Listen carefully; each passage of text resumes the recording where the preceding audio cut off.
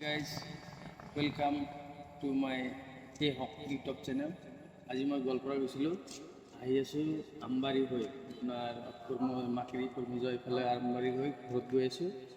ইফালৰ ৰাস্তাবিলাক গাঁৱলীয়া হ'লে ৰাস্তাবিলাক বহুত ভাল, কিন্তু আমাৰ ফালে ইমানেই বেয়া যে সৰু গাড়ী এটা লৈ মানুহে যাব নোৱাৰে। এই সৰু সুৰা পিলপিলিবিলাকতো এনেই মানে বাগৰি খাই থাকে, এই সৰু সুৰা পিলপিলিবিলাকে বাগৰি খাই থাকে। চাওক ইফালে কি ধুনীয়া, আৰু গোৱালপাৰা মানুহবিলাকে যদি ইফালে আহে ইফালেদিও আহিব পাৰে, চাই কিনে গাঁওবোৰ চাব পাৰে।